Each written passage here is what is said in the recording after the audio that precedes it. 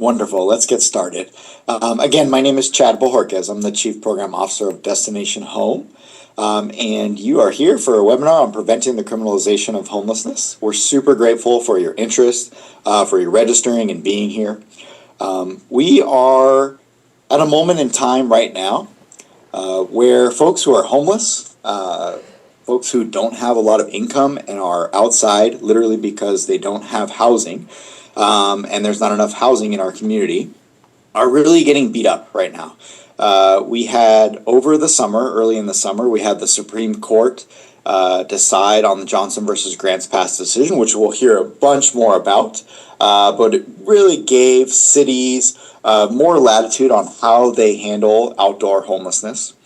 Then shortly thereafter, we actually had an executive order by the governor of California, Governor Newsom, which again encouraged cities to go ahead and do something about that problem, which really kind of catalyzed and pushed some cities into action.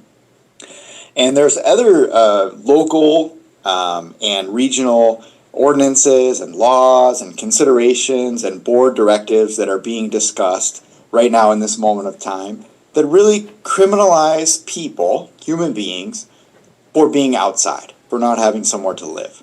And we at Destination Home, and we've partnered with Homebase and several others that you'll hear from today, really want to partner with the community to do something about it.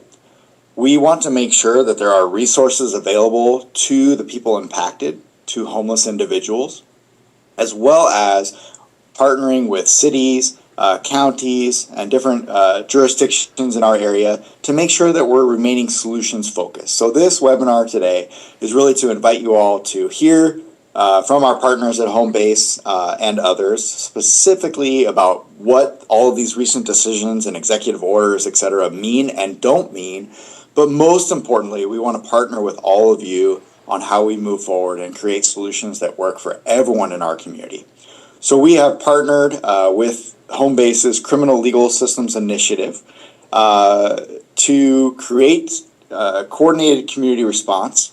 And we're really using the guiding principles that you have on the screen as kind of our true north, so to speak, in this work. This is complicated, controversial work that often involves, multiple factors where, for example, we might be pitting environmental concerns with homelessness, right? These are challenging topics that there is really no right answer, and so it's about navigating these complexities and coming up with the best solutions. But first and foremost, we shouldn't be making it harder for people to survive who are literally living outside and are already in traumatic survival mode circumstances. And every human being has a right to exist in our community. I was just asked this morning on this topic, what rights do homeless people have? Well, they have the same rights that all of us have, right? Because they're human beings. But it is a fundamental question that really helps you think about where our society is going and what a slippery slope we could go down if we start thinking of homeless people as different types of people. We also know that carceral approaches are not effective. They're inhumane. We have ample evidence that our criminal justice system has issues, right? And is a warehousing solution, and it does have a time and place. But for your average homeless person, that's not the solution that's going to help somebody get out of homelessness. And in fact, it makes it harder for somebody to get out of homelessness when they start racking up fines, fees, criminal penalties, court dates, etc. And oh, by the way, all of this impacts people of color more than the average person. And what we know is that we do have solutions that work. We have housed in Santa Clara County nearly 16,000 people over the last 4.5 years, which is an incredible feat and is not something that's done alone. It takes every single person who's on this panel and many, many more. We have solutions that work. We just need more of them. There is a dramatic lack of affordable housing in this community and across the country that is really driving our homelessness crisis. And so knowing that, we really are encouraging our communities locally to step up and not say, okay, we know that it's a lack of affordable housing and a lack of an ability to pay for housing, so we don't know how to build housing fast enough, so let's criminalize homelessness. And that's kind of what we're seeing that we could go. So I'm challenging all of us to come together today and kind of going forward and making sure that Santa Clara County, Silicon Valley, does not become one of those communities that takes these recent decisions as an excuse to go ahead and push people out and criminalize homeless people, but rather to come together and find solutions that work for everyone. So, that being said, we have an incredible panel of people and a wealth of information that we want to share with you all. We are recording the core of the presentation today, just the content, so that we can have, a YouTube video that people can use as a resource down the line, but not the conversation piece, just as an FYI. And we do have opportunities throughout the presentation today for engagement and a little bit of question and answer time. So we will do our every effort that we can to involve everyone that wants to be part of the conversation.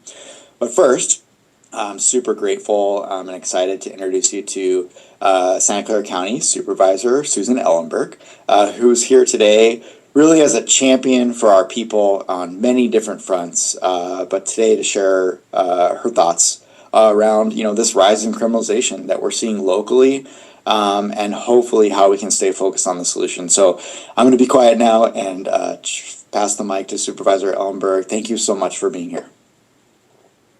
I'm really looking forward to today's conversation and happy to start off with a few of my thoughts.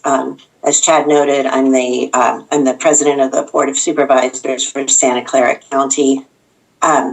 Counties are at base the social safety net servers. So we are very quickly looked to as the ones who should be addressing the needs of people who are experiencing homelessness. What's really important to distinguish is that cities truly are most often the builders, the infrastructure level of government. So one of the challenges in addressing homelessness is that intersection between who does infrastructure, who does services, how do we work together? But let me share a couple of examples of recent increased efforts to criminalize homelessness and how we are addressing them both at a county level and at a state level. I'm sitting as the second vice president for the California State Association of Counties, and everything that's happening in Santa Clara County is happening to some degree across the state. So, of course, we have the Grants Pass decision that we are all familiar with. And I'll tell you that counties and many cities were in a really awkward position around this because principally cities and counties want local control. And the premise of Grants Pass was local control. Cities and counties could make decisions about ordinances regarding camping, regarding other experiences of people who are living unsheltered. In the best of all possible worlds, we have local control and no jurisdiction abuses that to criminalize homelessness. As we're already seeing in the wake of the passage of Grants Pass, that criminalization is in fact happening. And I'm reading about city and county after county that are in passing and enforcing anti-camping ordinances. They're in a big hurry to go in and dismantle. But when I talk to my colleagues up and down the state, no one has good information or answers about where these folks are actually going. So we're not solving a problem with these ordinances. We are simply pushing it around our localities. An ongoing challenge that we have had, frankly, with the state and largely with the governor is a lack of consistent ongoing funding. Governor Newsom's a big fan of year-to-year funding, which makes it very challenging to invest strategically. And now he's using that money pot as if it was a children's allowance to say, I'm going to withhold your money if you don't do something more about homelessness, which is entirely incongruent with actually solving the challenge. But here we are.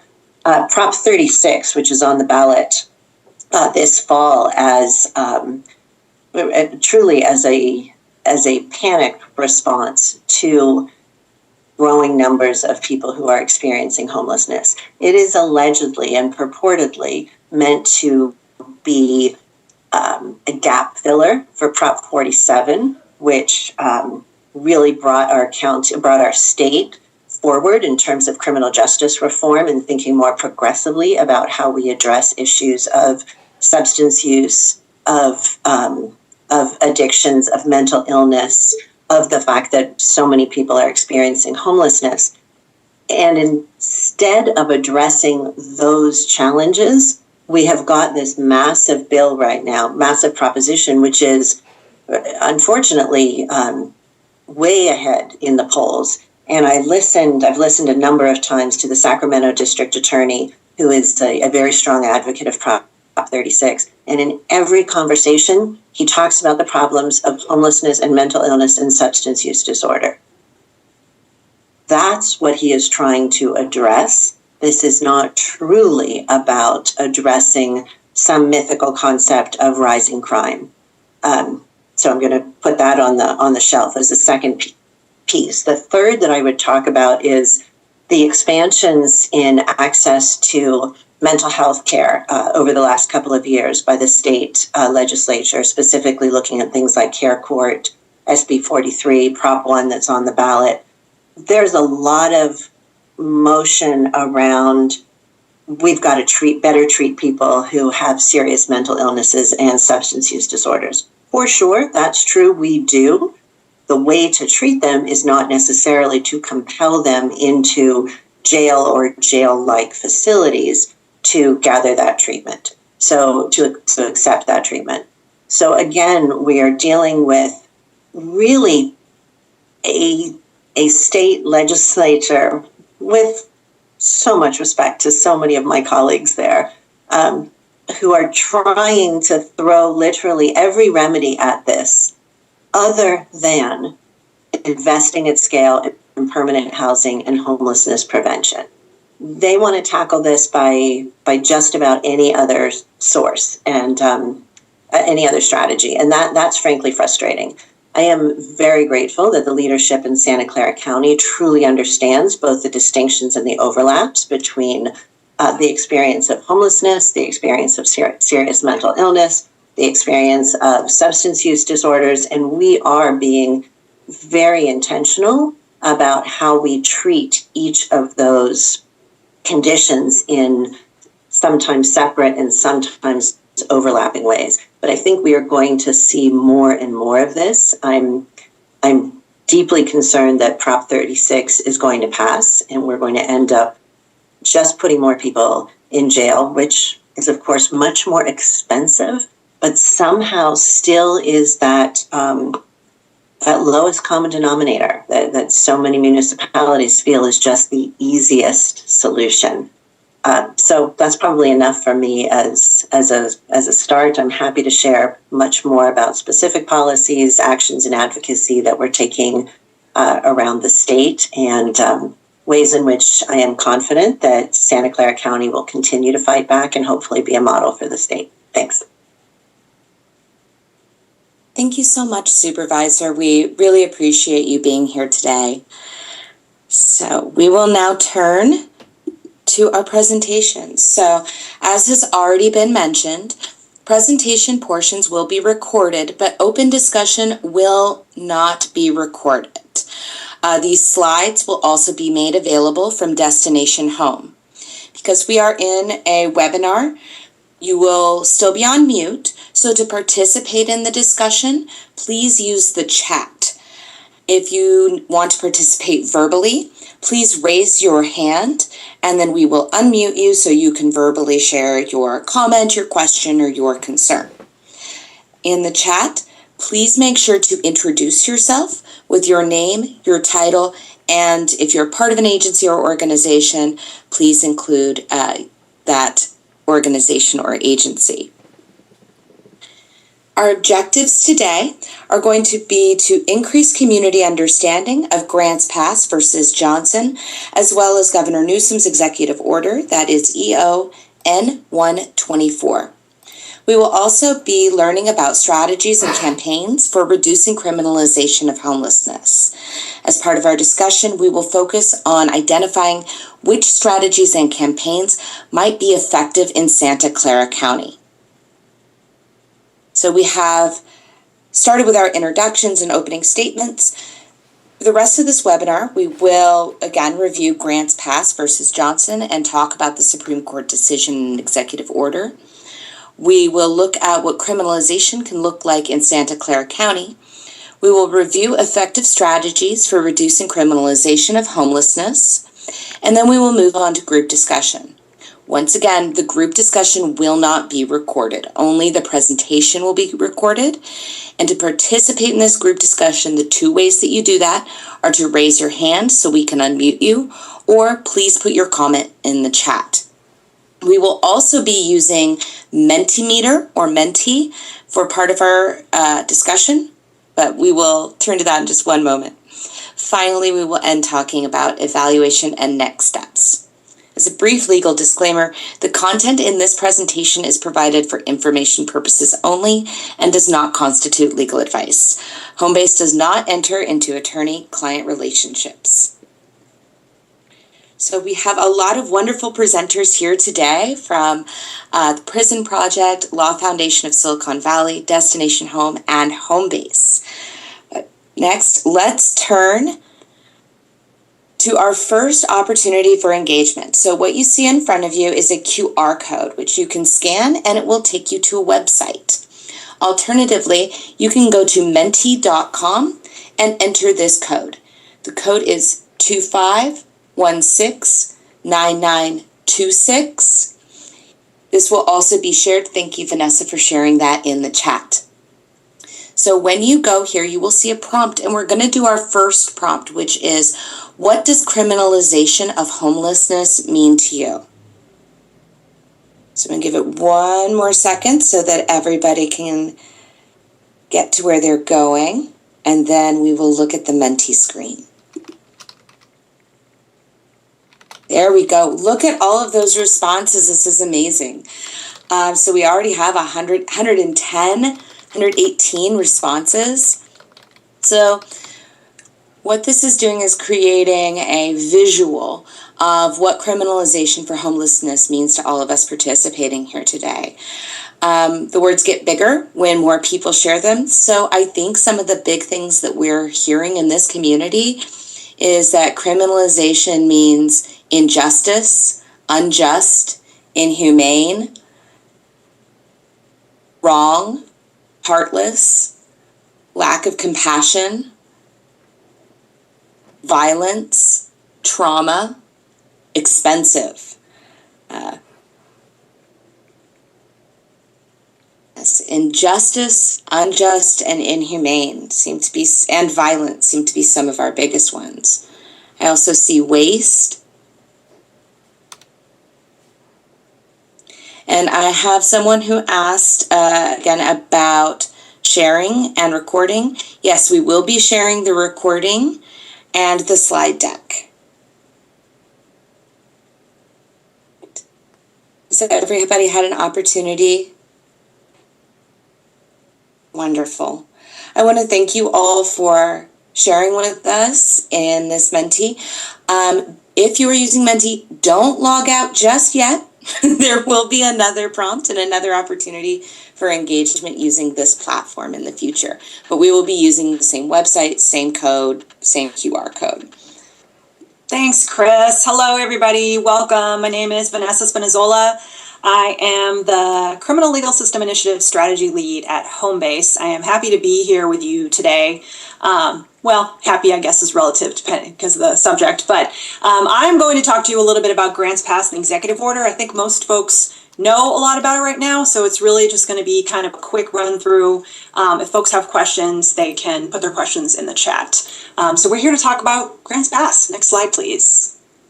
So as case background, this case started back in 2018. Deborah Blake, who has now passed, was one of the main plaintiffs. The ordinance in Grants Pass, Oregon, prohibited, among other things, sleeping in streets, alleys, or doorways, or camping on sidewalks or public property. And that also included basically with a covering. So it was very specific to people who had some sort of covering over them that weren't in a tent. That's what the ordinance prohibited. It included fines, Unpaid fines led to what they called trespass orders, which barred people from staying in parks. And then violating those exclusion orders could lead to 30 days in jail. And as a note, Grants Pass did not have any public shelters. They only had a gospel rescue mission. And there they required Christian services every day, among other rules, including having to work with no real track record of making accommodations for people with disabilities. Next slide, please. So the majority opinion in this case, which you all probably know by now, is that ordinances like that do not violate the Eighth Amendment's cruel and unusual punishment clause. There's a couple clauses in the Eighth Amendment. I'm going to talk about that in a minute. But the court decided, the majority opinion decided, this was not a violation of the Eighth Amendment. Basically because they said the Eighth Amendment is about the method of punishment, not what can be criminalized. So it's about the death penalty or, other types of excessive punishment. And they said basically using fines and potential jail time is not cruel and unusual in this case. There was a lot of discussion about whether homelessness was a quote unquote status. There's this other really big Eighth Amendment case called Robinson that was about the status of being an alcoholic. So if you listen to oral arguments or you skim through the opinion, you'll see a lot of talk about that. Ultimately, the majority opinion said homelessness is not a status like being an alcoholic. So therefore, you're not entitled to any sort of exemption under the Eighth Amendment. And they did acknowledge in the majority opinion that addressing homelessness is complex. And again, to Supervisor Ellenberg's point, that local government should determine whether criminalization is appropriate or what's appropriate at the local level. So next slide, please. As with the court, there's a majority and there's a minority. So in this case, there was a minority opinion as well, which their opinion was that the ordinances do in fact violate the Eighth Amendment's cruel and unusual punishment because sleeping outside when you don't have anywhere else to go is an act and it is cruel. And that actually defines what it is to be homeless. In the oral argument initially, I was kind of surprised. There was only one question Justice Jackson asked about the HUD definition. She was like, oh, there's these regulations that HUD makes about being homeless. Shouldn't we talk about that? But they didn't want to talk about that in the majority opinion. In the dissent, they also acknowledged the complex causes of homelessness that require a broad range of solution. There was some agreement throughout the whole court on that. But they noted things that I think we all know, which is that resorting to punishment doesn't have a deterrent effect. It ignores the damaging impacts of criminalization, makes getting housing even harder, and it discounts the numerous legitimate reasons a person may decline shelter, including, having a disability, or you can't bring your pet with you, or you can't keep your family with you, or it's too far and you don't have transportation. I mean, you all know all the reasons why. And they cited a bunch of studies that said that other approaches are more effective in actually ending homelessness for the community. Next slide, please. So the immediate impacts are basically Martin v. Boise is overturned. Any municipalities or counties or states, these type of ordinances on the books, can immediately enforce them. It removes any barriers, those types of ordinances being passed if you don't already have those on your books. Should be noted that states and localities can still decline to criminalize. This court doesn't say you have to. It's not a mandate. It just says you can if you want to. It shifts norms a little bit, particularly in the Ninth Circuit, where everybody was under Martin v. Boise, which is California, of course. And then it reinforces the idea that there's this ideological split in the court. However, it does not invalidate other protective laws and legal theories. So next slide, please. It's important to note that this was a case that was brought up under one legal theory, which was the cruel and unusual punishment clause of the Eighth Amendment. There are still a ton of other methods to make it not criminalization of homelessness. And they include the Americans with Disabilities Act. They include things like the Eighth Amendment also have what's called the excessive fines clause, which means you can't put an excessive fine on something that's disproportionate to what it was caused. So for example, if you litter out your car window, you shouldn't get the death penalty. That could potentially be in violation of the excessive fines clause. So there are some arguments that say, if you don't have any money, if you are experiencing homelessness, really any fine, but certainly a fine of $500 is excessive for someone who can't afford the rent in a location. So Tristia is going to talk in a little bit about different methods, including legal methods, but just keep in mind that all is not lost, that there are these other methods to try and make sure that folks aren't criminalized. So next slide, and then at this point I am going to talk about the executive order. Forgot. All right, next slide. So folks know in California, Governor Newsom issued an executive order. We wanted to talk about this because I have heard some misconception about this. This is not a mandate for everyone. So the executive order is a mandate for departments that are directly under the governor's control, which includes Caltrans, of course, state parks, fish and wildlife, DMV, but they don't really have any property necessarily this would apply to. They're the ones that have to adhere to this order. And with that, they basically have to adhere to this Caltrans Maintenance Policy Directive, which is about 5 or 6 pages. It requires like site assessment to determine if something is a high priority or a lower priority. It requires notice, it requires property storage, and it requires coordination with local community-based outreach teams. So state agencies and departments not under his authority are requested to adopt similar policies, but again, they do not have to. And then local governments are encouraged to adopt similar policies, but again, they do not have to either. And then Cal ICH was to develop guidance. So next slide, please. Cal ICH has not issued their guidance yet. All they have out is this 2-page fact sheet. And in that fact sheet, they basically say that they are going to continue encouraging incorporation of person-centered, trauma-informed, and evidence-based approaches to end homelessness. They reiterated that HCD, which is now kind of the new department that's doing all the grants, they're going to issue more IRF grants. They did say that they will be putting forth a series of webinars in 2024 that kind of outlines what their guidance is going to be. And they again reiterated that Housing First is the law in California, and that is what they're highlighting for compliance with any of the programs that they work with. So with that, if anyone has any questions, they are welcome to put them in the chat or raise your hand. But while we're doing that transition, I'm going to go ahead and go to the next slide, please, and hand it over to my colleague, Alex, to talk about criminalization in Santa Clara County. Okay, there we go. Hello, everyone. My name is Alex Senegal. I'm from the Enneagram Prison Project. And I want to just point out some facts about what is criminalization. We see on the slide, criminalization is law of restricting survival behavior, and they tend to target the population, the unhoused population, in this case, traffic and parking tickets, towing, and confiscation of destruction. Some of the outcomes, Vanessa touched on it, is that it also affects individuals on the post-incarceration as far as paying fines, fees, and restitution. One thing that you may not know, that people who are unhoused tend to have longer sentences. When they go into be incarceration, they have a long stay of just waiting to be sentenced. They're forced to take deals, and their sentences are longer than people who have stable housing. And so I've seen some of the comments, and it is definitely unfair and discriminating, okay? But the one area I really want to touch on is when we criminalize. What is criminalization? Criminalization is a label. And once we label, we dehumanize.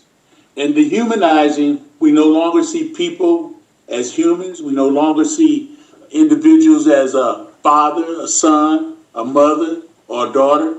We no longer see people who are suffering. We no longer see the symptoms. We no longer see an individual who's suffering from mental illness, substance abuse.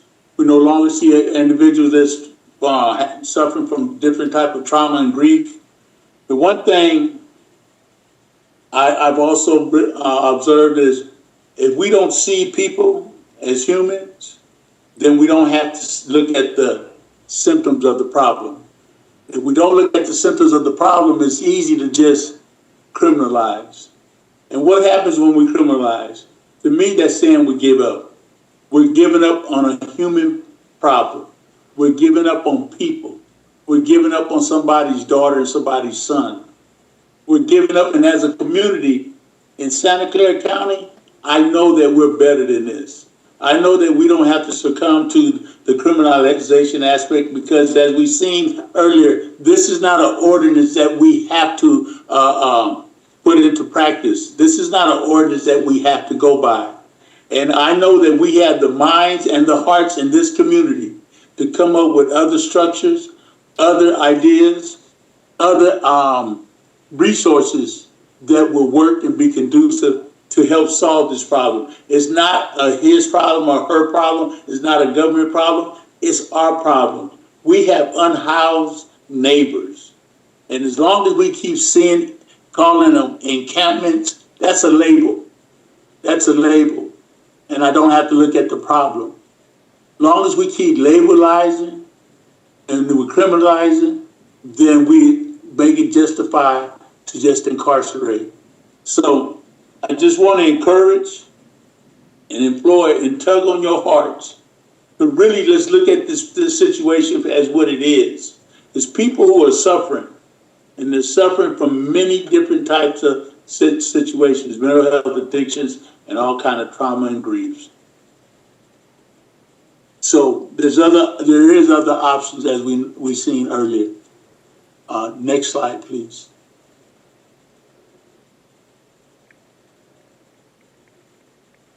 So how and where is criminalization showing up in Santa Clara County?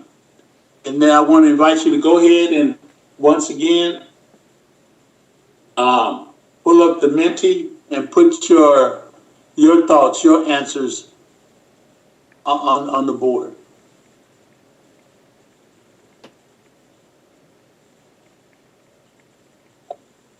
Alex, while that's happening, there was a question in the chat that I answered a little bit, but I don't know if you want to talk about it a little bit more. But if people go to prison for inability to pay fines, do the fines get erased, or are they still waiting when they get out?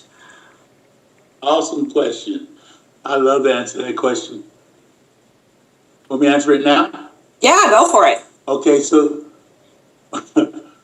this is the revolving door. This is the downward spiral. If an individuals go to prison for not paying a fine, when they get out, they still have more fines to pay. That fine does not cover. That's why I was really glad to hear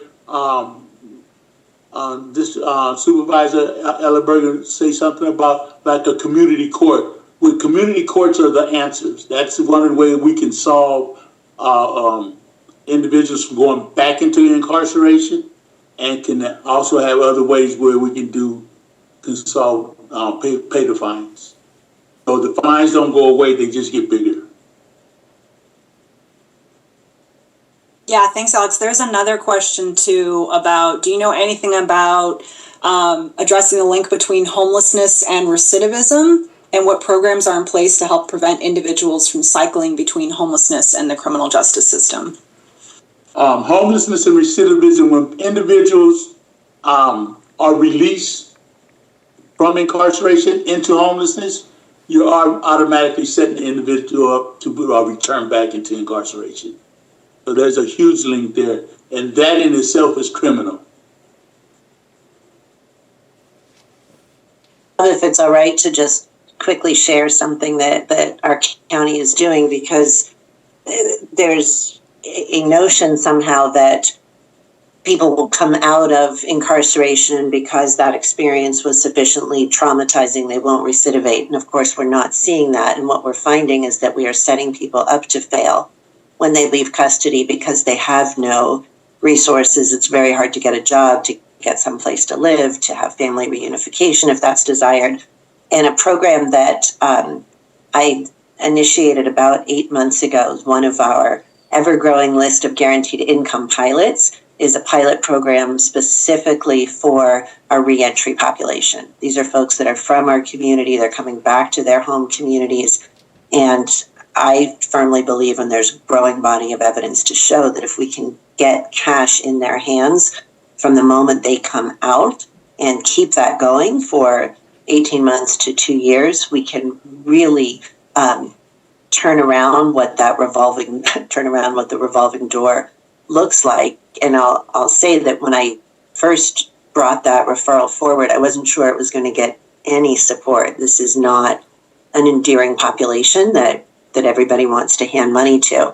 And I credit both our sheriff and the city of Santa Clara police chief for supporting this, for saying that these kind of guaranteed income pilots promote public safety, to the fact that this got 5-0 support from the board. And I'm really eager to get this going and to start to be able to show data that recidivism can be prevented if we actually expand people's opportunities rather than limit them.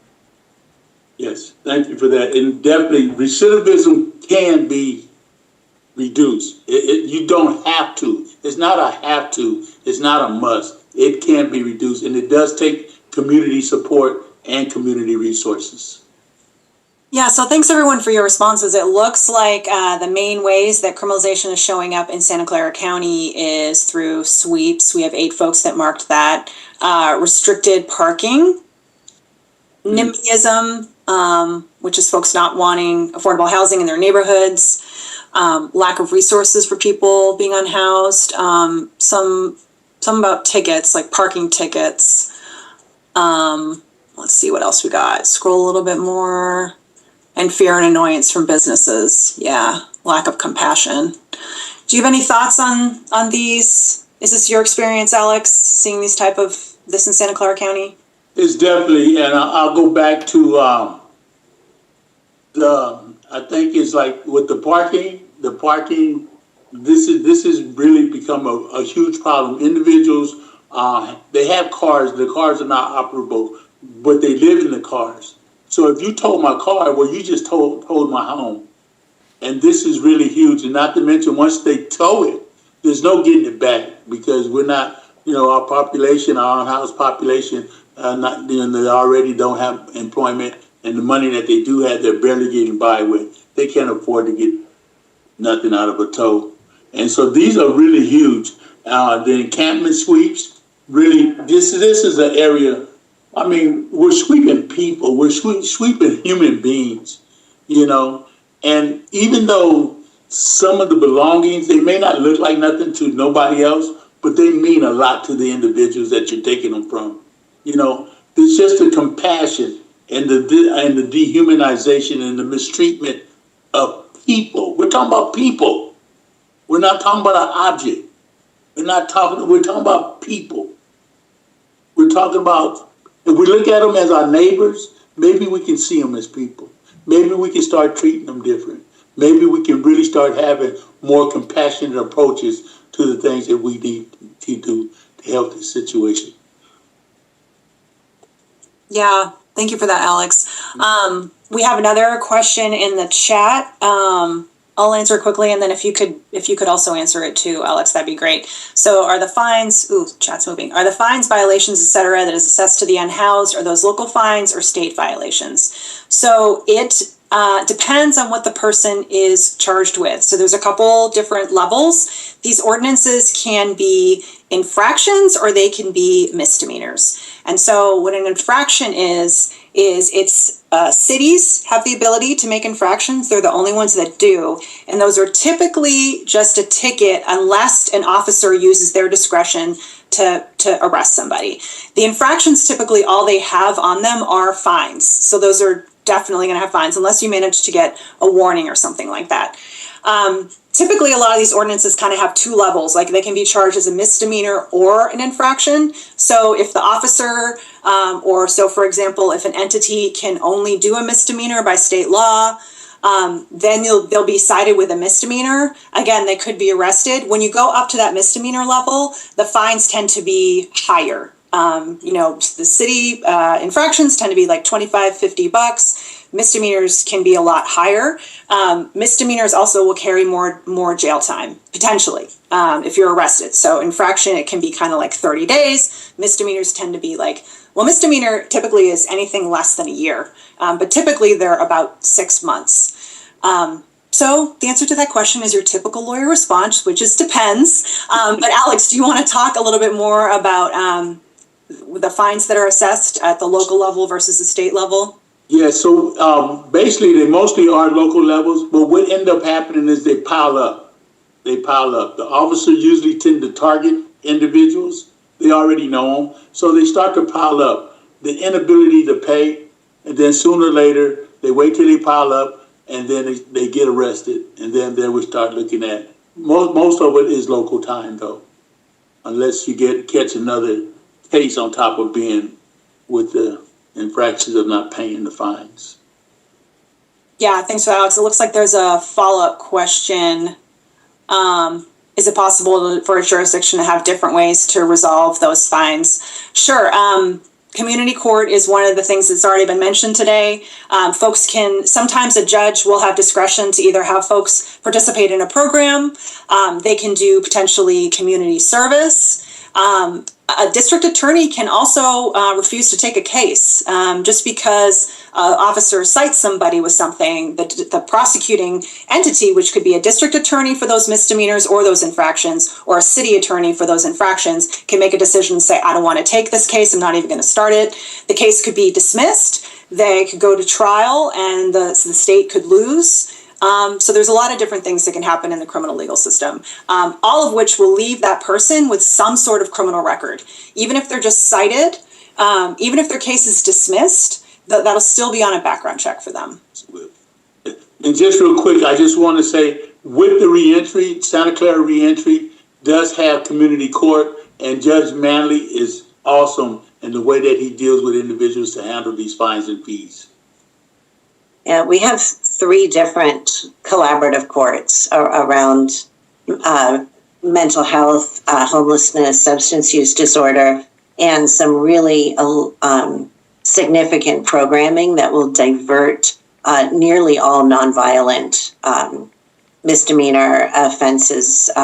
Virtually no one, and I would never make anything absolute, also a lawyer, but virtually no one is spending time in our jail only for these fine and citation issues. And that's another place where primarily SGPD, really is being encouraged to work more with us because if the philosophies are different, if they are more willing to make the arrests and to pick up folks, only to find that the county jail is not, that they're not going to be booked into the jail, that just kind of creates an ongoing tension. So I think it's really important to be focused on what these non-jail diversionary efforts can look like. We have a diversionary program, just for a related example, not the same thing, around misdemeanor theft, where folks are not going into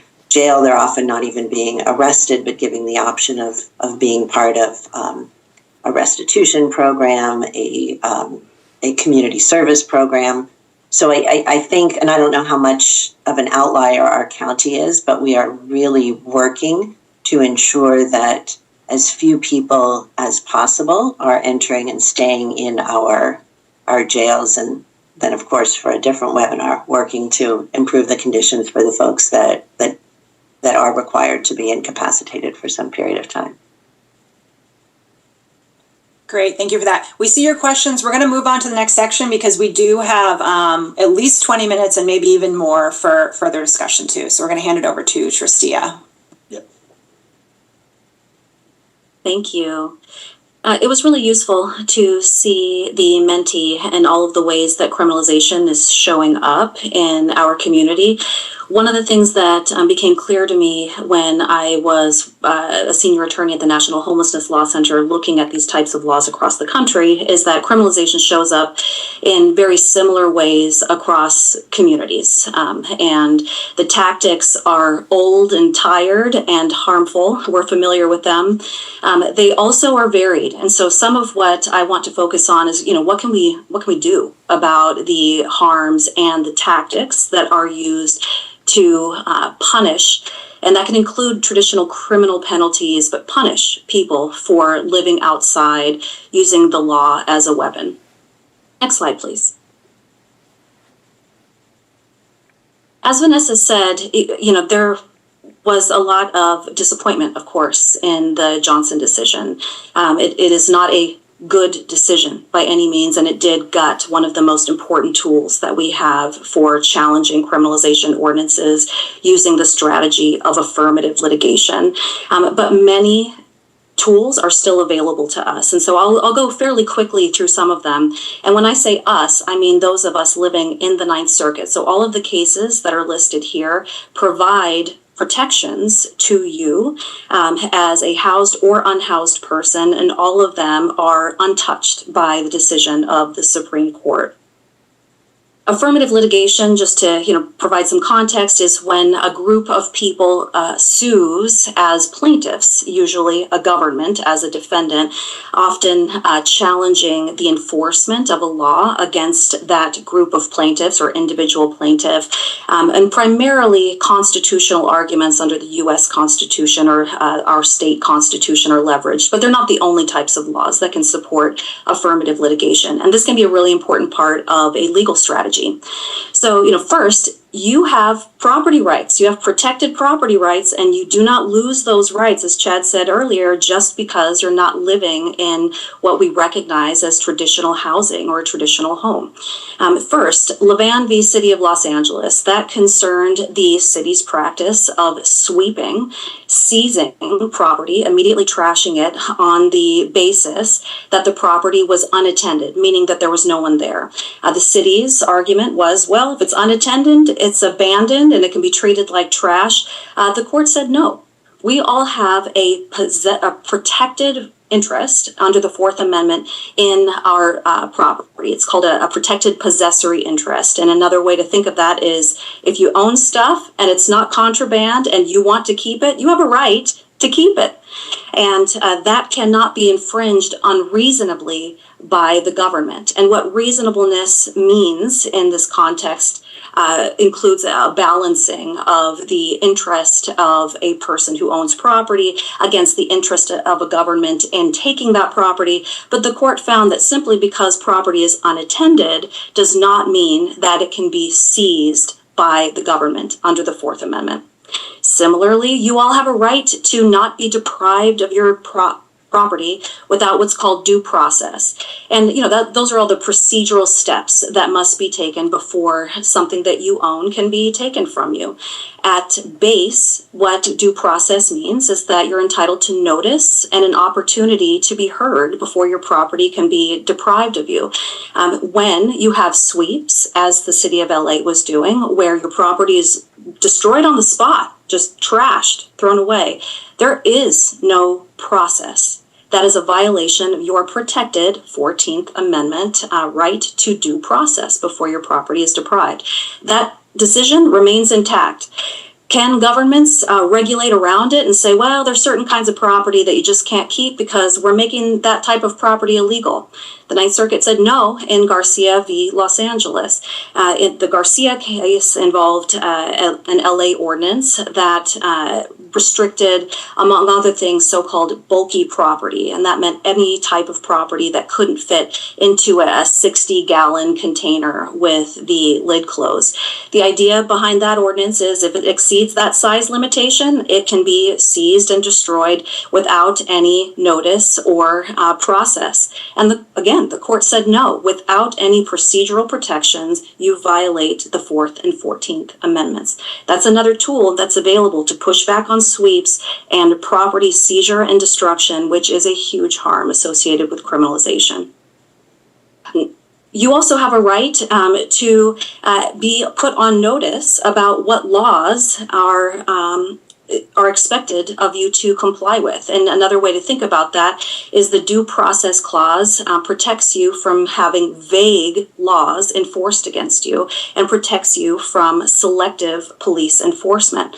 So vague laws can be like what existed in the Desert Train v. Los Angeles case. In Desert Train, there was an ordinance in LA that restricted using a vehicle as a living quarters. It was enforced against anybody who was apparently living in their vehicle or storing property in their vehicle.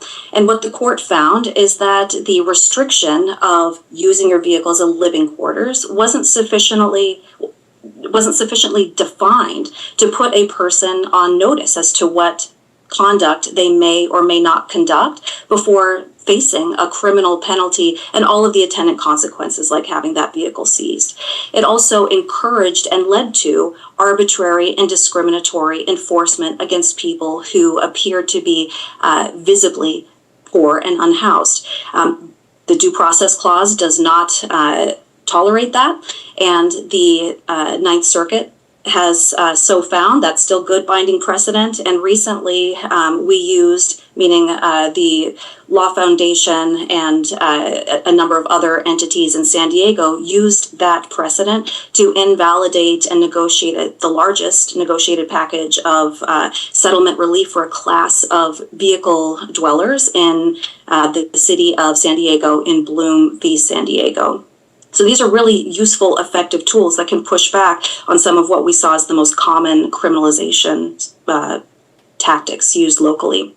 The last one I'll just mention it really quickly, is Nunez by Nunez v. San Diego. Now that's a different type of law that was a curfew that was aimed at juveniles, but some of this language is going to sound familiar to you. It restricted loitering, wandering in streets and alleyways between 10 p.m. and sunrise. Who's heard that before? We've heard it a lot.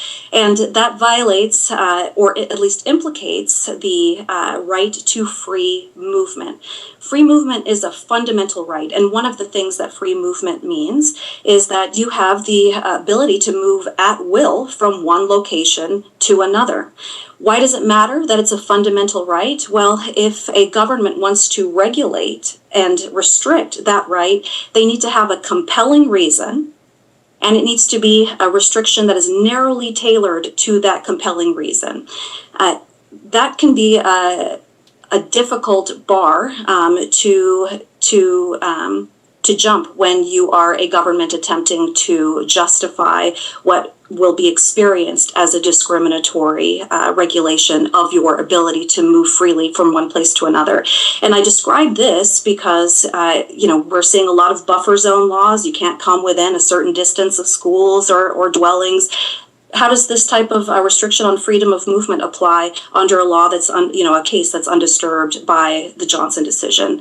What about the other type of regulation where you can be in the sanctioned encampment, but you can't be anywhere else? How does that implicate free movement? These are all open questions and ripe tools for affirmative litigation. Next slide, please.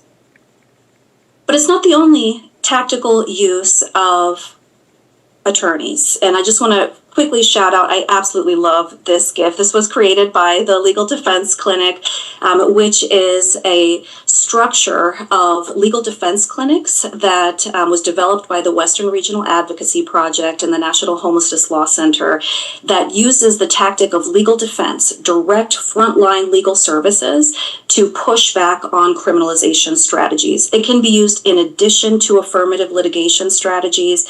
And I want to be clear that all of these strategies should be used in combination with one another in order to be the most effective. But you can provide direct legal defense in citations or tickets. Other things that unhoused people experience, like challenging trespass bans that prohibit a person from entering into some geographic space for some period of time, often lengthy periods of time. You can use it to challenge vehicle tows and impoundment. I know that that's a huge issue that was identified earlier today. Use it to challenge or quash warrants. And these are highly, highly successful tactics. When you provide direct legal services to unhoused people, oftentimes you are successful. And I'll give two quick examples. One is the Los Angeles Community Action Network, otherwise known as LA CAN. That was formed in 1999 by just 25 residents of downtown LA. They were people who decided they were going to organize together to become a force for change, and they focused on the Skid Row area in LA.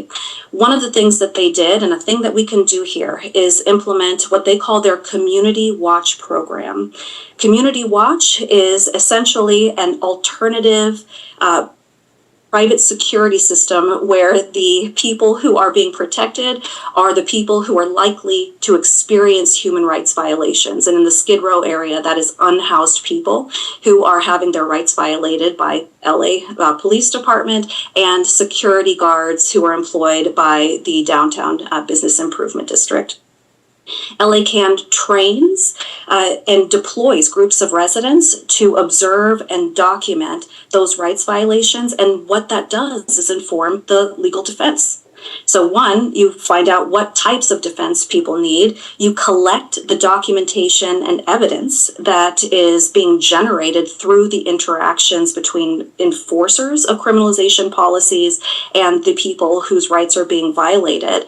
And the history of success is well documented in LA. Not only have they been able to use that strategy to secure a number of different injunctions, it's no coincidence that the cases that I mentioned earlier emerged out of LA. It's not that LA's so much worse. It's in part that they have organized in order to form effective responses. And they have done that. In addition to using affirmative litigation, the direct legal defense has been highly successful. They have arranged with local attorneys representation of thousands of unhoused people for citation defense. They have something like a 90% success rate in getting those citations dismissed. And even more excitingly, for those who are really concerned with systemic change, they have been able to, through this tactic, reduce ticketing rates in Skid Row by almost 50% using that tactic. Now, is it only LA? Is LA an aberration? Absolutely not. In fact, LA, built upon the foundation that was set by the San Francisco Coalition of the Homeless, which describes itself as a ragtag group of community activists and homeless folks that were, fed up with the lack of response in the city of San Francisco. The coalition, in addition to doing other things, they created the first supportive housing program in the city of San Francisco. They established Street Sheet, which is, one of the oldest and most enduring unhoused newspapers. They also used direct legal services through partnership with attorneys to demand an end to what was called the Matrix program, which was a program of criminalization, ticketing, and arrests throughout the city of San Francisco. Through the efforts of the coalition, which combined organizing and legal support, they were able to get 39,000 tickets dismissed. Those tickets that had been issued under the Matrix program, they were dismissed. That's not all that they were able to do. They also were able to get the prosecutor to agree to drop issuing warrants for unpaid tickets issued to unhoused people, and that not only had the effect of reducing warrants, it also had the impact of reducing the number of tickets that were issued in the first place, because if you don't have a warrant to enforce it, then it becomes a lot less useful as a criminalization tactic, which is exactly what you want. And they also, of course, have supported impact litigation and have been highly successful in doing that. In fact, they got a California appellate court decision just last year that said vehicle tows and impoundments premised just on unpaid tickets violate the U.S. and California constitutions. So that's a really important case. You can find information about it on their website. Next slide, please. I'm going to try to fly. One thing that should be said and said again is that the reason why these groups are effective, it's because they are founded on strong organizing, and the attorneys who are working with them use a movement lawyering model. Movement lawyering is not just serving whoever happens to come through the door with direct legal services. Movement lawyering is using lawyers and the skills and strategies that lawyers are able to bring to a movement to support movements led by the people who are most directly affected for the purpose of building power in that community and creating systemic change. Next slide, please. I mentioned it briefly, the legal defense clinic model that was developed. Both LA CAN and San Francisco Coalition on Homelessness are members of what's called the Western Regional Advocacy Project, or WRAP, that was the leader on developing the history of the Legal Defense Clinic Project. You can find a lot more information on wraphome.org, including an implementation manual that will walk you through how, if you're an organizing entity, how you can start something similar to what LA and San Francisco have in their communities. Next slide, please. Organizing is the foundation. social change doesn't happen without organizing. I believe that very fundamentally. And, an army of attorneys cannot do what an organized group of people can do, but an army of attorneys can help. Having said that, LA, San Francisco, these are large groups. They have budgets. They have well-defined and well-connected leadership. Not every entity or community has that. So I want to talk a little bit about what you can do if you're a smaller group just getting started. How can you start organizing? And I want to use the Gilroy Homeless Union as an example of what can be done even when you are a small group without any funding or without any clear leadership structure. You can still make a big difference and start laying the groundwork to end criminalization in your community. Next slide, please. So the Gilroy Homeless Union was started in response to a camping ban that was enacted by the city of Gilroy, effective in July of last year. And I see that I'm at time, so I'll fly really, really quickly if you don't mind. We had the first ever annual Memorial Day to establish that unhoused people are members of our community. Next slide. We educated unhoused people by targeting that community and talking to them about causes of homelessness. And it was unhoused people who were on the panel doing that talking. Next slide. We have done Know Your Rights trainings. We have 2 more coming up this month. Next slide. We've done community cleanups to show that we are members of the community, just like anyone else who absolutely care about cleanliness and public health. Next slide. And we conducted a survey of nearly 10% of the unhoused population in the city of Gilroy and asked and successfully got the Santa Clara University's public health seminar to put together a report summarizing the survey findings, which directly combat some of the common stereotypes of unhoused people in Gilroy. All of that was done by people who are currently unhoused with no budget. There's a lot you can do. And thank you for letting me go over time. Tristia. I'm Michelle Burns. I'm a directing analyst with Homebase, and really appreciative of how engaged everyone is. I'm seeing lots of comments and questions in the chat, and really seeing everyone's commitment to focusing on this issue together. What we wanted to do now is give folks an opportunity to really have a conversation, both verbally and also via technology, to share some of your thoughts about what strategies could work in Santa Clara County based on what we're hearing from Tristia, based on other things that you all are seeing already underway in Santa Clara and things that we're aware of from other communities. So the way that we're going to do this is, if you'd like to come off mute, what you would do is first raise your hand, and then we will be able to unmute you and hear directly from you. Or if you want to put things into the chat, then we'll be looking at that as well and calling some of those things out. And I'm trying to keep up with the chat. It is very, very active, which I really appreciate. And Chris, are you able to put up great. We have this Miro board where basically what we'd like to hear from you is if there are specific areas, strategies that you all think would be effective in Santa Clara. Would love to hear from you about what you think those could be. These categories that you're seeing on your screen are the ones that Tristia highlighted. And so if there's particular areas where you see those things already happening and being effective, or ways that you feel like you could engage or your organization could engage, we'd love to hear that. And then Chris is going to put your comments onto the screen so that we can also have a visual of it. Okay, I'm seeing here that we have having a Know Your Rights training at the EAN sites. And it says WVCS would love to have a training for our clients. So +1 for the legal rights, the Know Your Rights trainings. Great. Another thing that I saw a lot of in the chat was interest in what Supervisor Ellenberg had been saying about having a basic income program. And it sounds like that's considered a pilot program because it's an annual funding situation, but there are specific funding set asides for people who have been incarcerated and other folks that are most impacted.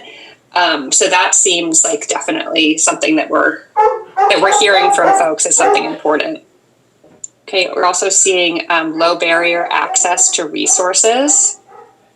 I also want to, I think something that we're definitely seeing in the chat and hearing from everyone is also remembering that the grants pass decision and the executive order are not mandates. They're not requiring governments to be criminalizing homelessness, and so, or passing laws against camping or sleeping outside. So this is really helpful for us to put, for us to be thinking through which of these strategies can be working in Santa Clara County. Another one about doing Know Your Rights training at Santa Clara County Housing Authority. Some city level policies to prevent an escalation of sweeps. So, Francie has her hand up too when you have a second. Thank you. Sorry, I'm not able to see that for some reason. I'll call them out for you. Great. Thank you so much. Yes, Francie, please go ahead. Well, I'm wondering what, if there's any kind of data on what ratio of unhoused people are immigrants and how their particular problems might intersect with the problems of poverty and the Know Your Rights.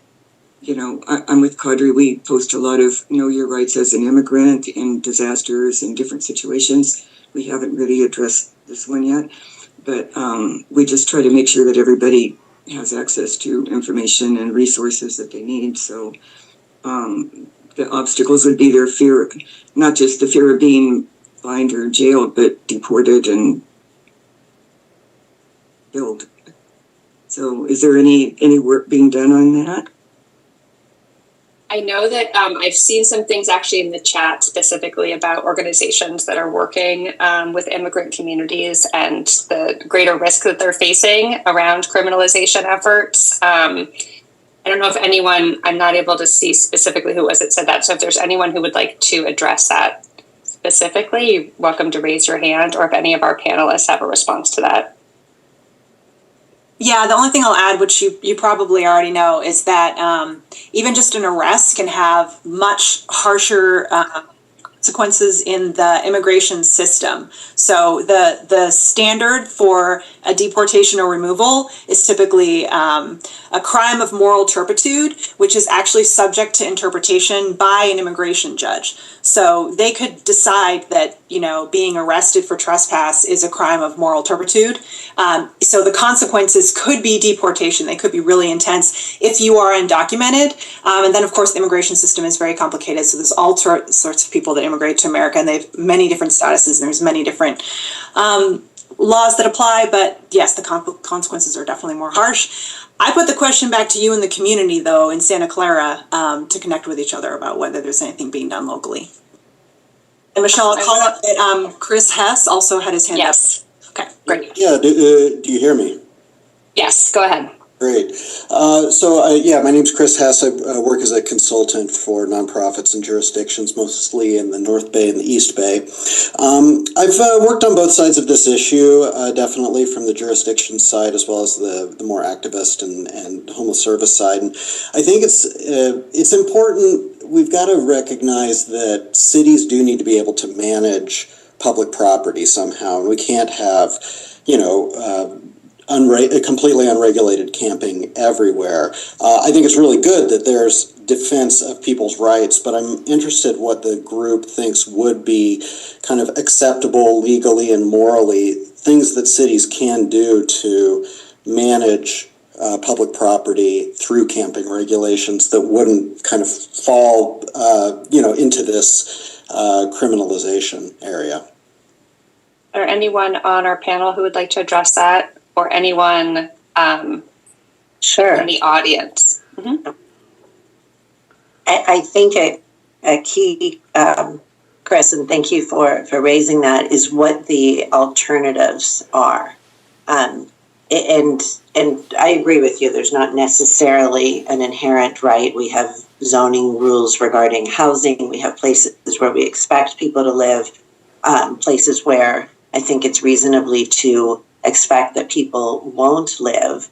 But we can't solve these pieces out of order. There need to be actual appealing alternatives to folks that we are telling you can't sleep in this place or this encampment area. And sometimes there's an expectation that somebody who is unhoused should be willing to accept absolutely any alternative. And it may well be the case that a congregate shelter isn't appropriate, that there may not be a match between that person's family or community unit and what is being offered. Sometimes there are pets involved. There are communities that have formed in encampments that those folks want to stay together. So when often governments are very quick to say, well, we've offered you shelter, so now you're going to go to jail or get a citation if you won't leave the encampment, I think is really can be sort of a lazy approach. And we really need to provide the actual services and resources so that leaving an encampment is an appealing option, is an option that allows people to preserve their communities.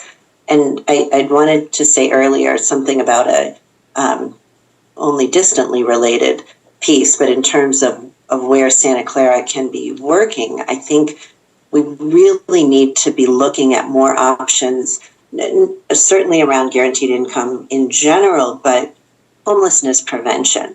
The Measure A dollars that we use, which were so phenomenally successful from a public policy perspective, we leveraged them 4-to-1. We built 56 developments. We housed across 11 of our 15 cities. We housed, as Chad said at the beginning, nearly 16,000 people. But we still see that our numbers of people who are experiencing homelessness have not diminished significantly. So now, particularly that we don't have a regional housing measure on the horizon and we don't have Measure A dollars, we really, really need to think about this other end of the pipeline and how we help people from losing their homes. There's no question that that is a cheaper response than trying to address their circumstances once they've become homeless. But even that requires identifying dedicated funding streams, identifying people who are in that precarious, unstable position, and how we can prevent that. If we could really stop the inflow, I think over the next few years, we probably could identify sufficient housing for 80% of the folks who are experiencing homelessness. But each time another one loses housing, we sort of fall behind. We have a few more questions. Ahmed Derry? Yes. I have really two questions. One, the issue of homelessness.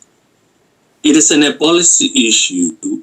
And when we are always electing the policymakers that are center-right leaning and where the Democratic Party is headed to, how we can then avoid such, issues of criminalization of homeless people. But also now we started talking about, home ownership and in terms of property.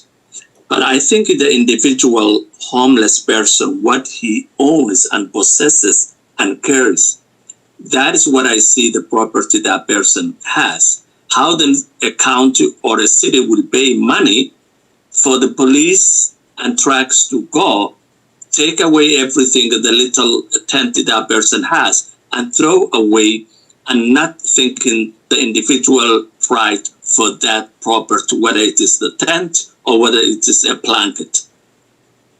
Thank you. Thank you. Ahmed, thank you. I think that really also speaks to information, moving towards narrative change and really thinking about how are we talking about people who are experiencing homelessness. Are we thinking of it as something that just, as Alex was saying, humans should not be swept, but really be thinking about these as these are our unhoused neighbors and deserve dignity and respect. So thank you for that point. I'm conscious of time I'm seeing here, criminalize the sweeps. And I think we have time for potentially one more question. Francie, I think you're next on this. Okay, Catherine? From Showing for Racial Justice. I have a question. What can the county do to make the shelters more appealing? Because I've been hearing so much about the crisis at the Sunnyvale shelter, and Supervisor Lee has been trying very hard to remedy the situation, but it seems like every time I hear about it, things are getting worse there. I don't know the answer of how we can make them more appealing, but I do know that we need to take in consideration and of the needs of the individual that we're serving. You know, this can't be a blanket treatment thing. It just can't be one size fit all the rules. I understand there has to be structure, definitely have to be structure, but are the structures in line and help the individuals accomplish the goals? Are we meeting the goals? Are these structures are counteractive to what the purpose is? So I think that all these things need to be really looked at. And the agencies in itself, the shelters need to be willing to make some adjustments to help meet the needs of the population. And if I could add, Alex, shelters also need throughput.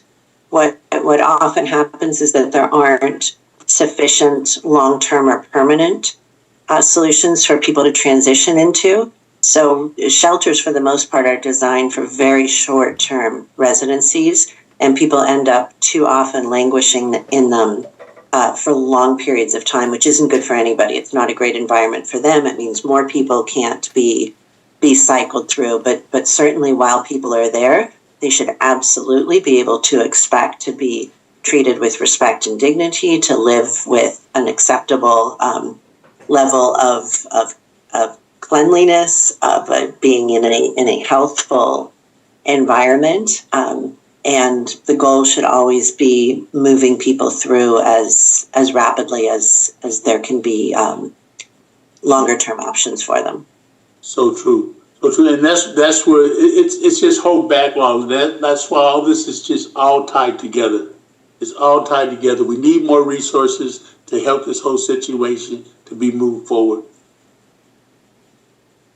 I'd add that there's a legal framework that I think can help set, minimum standards, and that's the human rights framework that is embraced by international law around the human right to housing, that has 7 elements that include some of the things that we often hear people discuss, security of tenure, some ability to know that you will be where you are until there's an alternative that's appropriate available to you, that you won't just be summarily kicked out. That's, a structural issue that people face.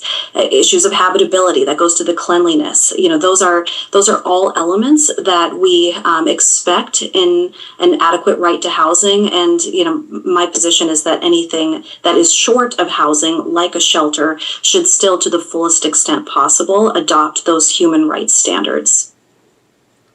Thank you, everyone. And thank you so much, everyone, for all of your conversation. I love this active chat. What I can promise is a couple things. We're going to look at this chat and see what we can do about answering some unanswered questions.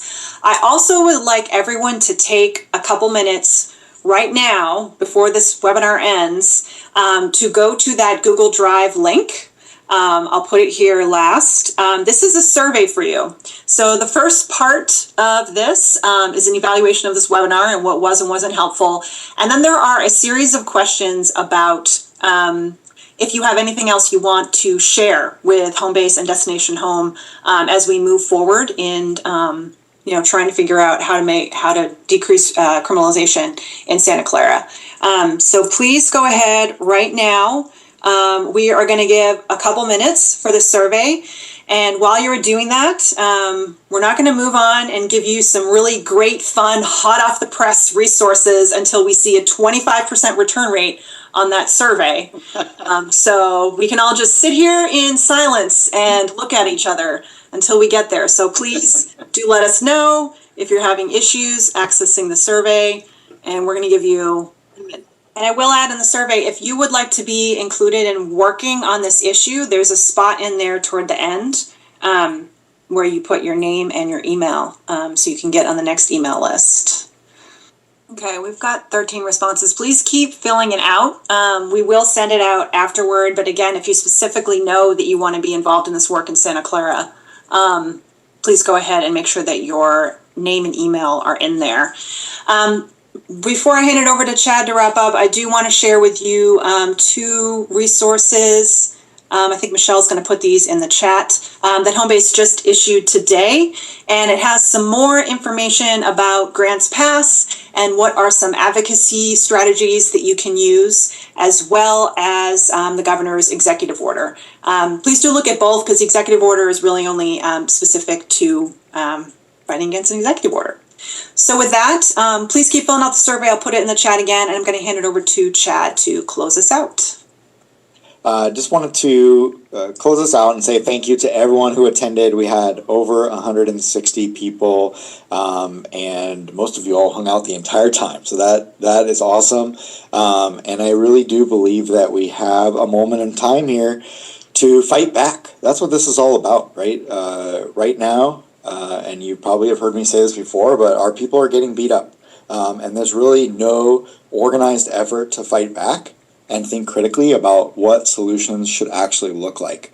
And so that's what we have the opportunity to springboard from today forward to do. And so that's why, please fill out the survey if you want to continue to be involved. We'll do our best to respond to everything. There was such incredible, offers and engagement in the chat and in the questions today. Obviously, we couldn't get to all of them, but that's really encouraging. I want to say thank you to you, Vanessa, and your team, Michelle, Chris, Tristia. The legal expertise that we have here today, I think, gives us additional fuel and opportunity. Supervisor Ellenberg, your knowledge of our system and the root causes of what this is all about, and your leadership at the county level is really unparalleled. Super grateful to you. Alex, thank you for bringing your life experience, your passion, and kind of moving those together and really just being transparent, about, you want to pull on our heart. You pull on our hearts all the time, and I think you have to have a combination of that expertise, that leadership, and the heart in order to really have a movement. So, we're all here today. We're all jazzed. We're excited. We will be following up with anybody who asks us to and want to be part of this. We have some very practical strategies and investments that we plan to make to move this work forward. It will involve all of us doing something different, right? We have to work differently with each other. We have to decide to work differently to address these issues. And so we'll be trying to lead on that front and do that ourselves. We ask you to hold us accountable to that, and we'll be trying to hold each other accountable as we move forward. So again, thank you so much. We hope to engage with you in the near future, and I hope everyone has a great rest of the week. Thank you.